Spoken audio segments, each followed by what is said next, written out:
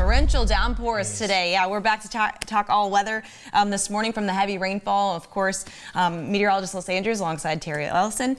Crazy day. Crazy day. Crazy yeah, morning. It's funny because a lot of folks had like half-inch into rain. Like if you live north of Boston, it was a rainy morning, but if you were driving south of Boston between, say, 5 a.m. and 9 a.m. on the Southeast Expressway, you know exactly what we're talking about. This was an historic morning in many ways. Just a whole lot of rain. Look at that. That was that's what the Southeast Expressway looked like this morning. Basically, traffic just stopped.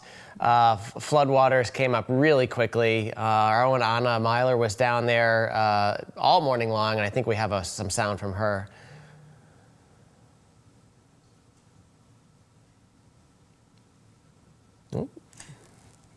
Well, you know, and a lot of people talking about just from getting help, being stuck out in this where floodwaters went up waist deep in this period of a small 4-hour span from about 5 a.m. to 9 a.m. All of this heavy rainfall and locations that we're looking at, especially along the South Shore, over 5 inches of rain. I know Cohasset was one of them that got over 5 inches between Weymouth to Hingham. This is where we're talking about with the extreme torrential downpours, and there's some of those. Yeah, look at those rainfall totals, and those are, I mean, we're talking like 2 months worth of rain in some of those towns in about between, say, 3 and 5 hours. So just incredible stuff, and you just the roadways just can't hold it. It comes down too quickly. The drains, you know, get clogged, and you're just in trouble. And that you can see the swath. It wasn't a huge area, but about a 5 to 10 mile sort of like wide swath of, you know, anywhere from 3 to, say, 6 inches plus. Yes, very localized right there on the South Shore. And so for Boston, in the month of July, we should be getting about 3 inches and 3¼ inches of rainfall for the total month. So again, as you said, some of these spots getting 2 months of rainfall just in this few-hour period here. And, you know, over all the past 6 weeks, I mean, we haven't had a ton of rain. So it's just we get these big events where, I believe, was it yesterday or 2 nights ago, everyone waking up to loud thunder and lightning overnight, and so this is kind of the cumulative result, of course, with today getting the most rainfall. Yeah, so well, just to rewind the radar in case you missed it, or in case you're caught in your car this morning. So it kind of started, there was that first, if you look at that first sort of big red area over Weymouth around 5 in the morning, and then you'll just notice how that same area, basically from Walpole to Weymouth, it's getting pummeled. It just keeps redeveloping, and what we call, something we call training. It just over the same areas. 6:30, 7, 7:30, like that, just basically torrential rain, hour after hour, half hour after half hour. It's 2 to 3 inches an hour at sometimes. And really, after 8:30 is when it started to sort of exit and lighten up. But the damage was way done by then. So you really had, from about 4:30 in the morning till about 8:30, where it just poured buckets down there. Now we're gonna get a little geeky. This is a little behind the scenes weather stuff, and you know, as to why it happened. This is what we call a skew-T diagram, and it sort of shows a vertical depiction of the atmosphere this morning around 7 a.m. down there in the South Shore. And you can see the red and green lines. The red is the temperature, and the green is the dew point, and that's basically plotting it all the way up about 40,000 feet up into the atmosphere. It was basically socked in. It was 100% humidity, so there was just, the atmosphere was just loaded up. Yeah, you usually see those lines a little bit farther away from each other, so they're right on top of each other. And when you look at a skew-T like that, I mean, yeah, we're gonna see some heavy rain. Yeah, I mean, if you happen to be, say you happen to be in an airplane and you were flying, I mean, you know, usually you go through layers of clouds or this, you know, sort of breaks. Well, no, I mean, basically from the surface all the way up to, say, about 40,000 feet up, it was just socked in, clouds, rain, you know, just so much moisture. And another indication too, we're going to be dealing with some fog tonight, redeveloping with, you know, the air temperature and the dew points right on top of each other. And this, what we're looking at here, just how rare this rain event was with how much water we got in this short amount of time. So from top to bottom, we're plotting here the inches of rain. So for Weymouth, we're talking about Weymouth specifically here, 6 inches of rainfall, and then where it's intersecting there, this is a 1 in 200 year event. Yeah, so basically I chose a 6-hour period, and over that 6 hours, if you get, you know, we focused in on 6 inches, 6 hours, 6 inches of rain, and 200 years. So basically, on average, what happened on the Southeast Expressway this morning in those areas that got 6 inches happens about once every 200 years, or you have about a 0.5% chance each year of it happening. And this is in any given one point. So, I mean, needless to say, an historic event. Definitely something you don't see every day. Thank goodness we don't see it every day.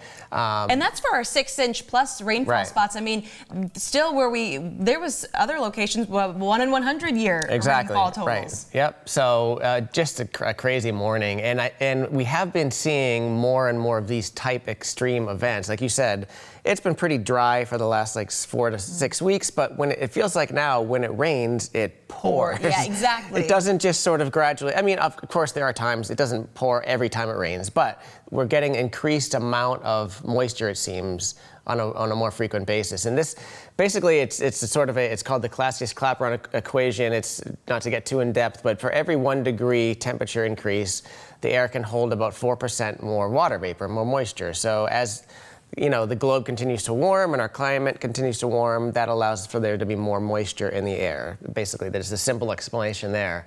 And that's kind of what we're seeing. If you look at just over the last 50 or so years, this is for Boston specifically, we're getting about 8% more, intense rainfall events. That's pretty high. That's legitimate, and yeah. I was asking Terry earlier, from having forecasted weather in this area for so many years, does it feel like you're noticing a difference? Yeah, it definitely over the last decade or two, it just feels like we've gone through it. And this is not just in the summertime. I feel like a lot of times, even in winter now, it could be snow, but the snow seems to all come in a really condensed, few-hour period. It snows like crazy. We get thunder snow as opposed to more of a long, sort of just steady, moderate snowfall. So yeah, and we had a couple of those instances this past winter. I remember with just when we got the combination of ocean effect snow, and then you get a little nor'easter action, and it just all at once. Yeah, and so basically just one more, this graphic showing basically that the heaviest 1% of days, so we're really talking about the most extreme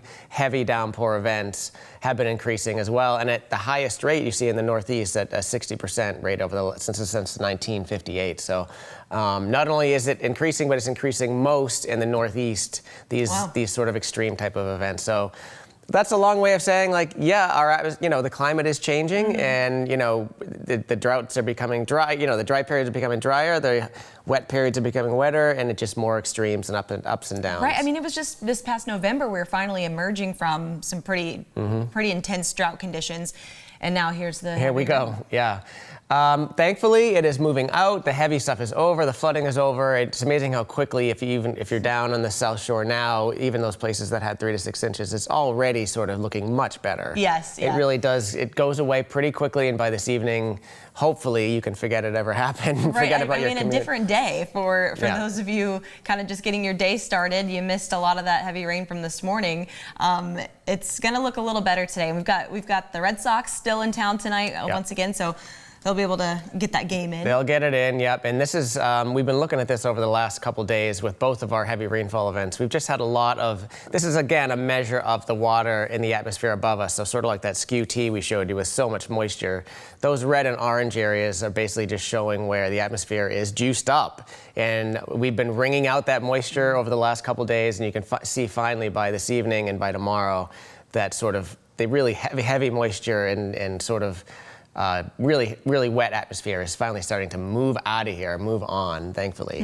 No relief there on the dew point temperature. But no, at the surface dew points, at the surface level, we're going to stay very moist. Not a lot of rainfall coming in the next several days, but it'll definitely feel muggy. And temperatures are going to be warming back up because we had a nice little break after our 90s, our run in the 90s with triple-digit heat index values, and now we had this little cool period.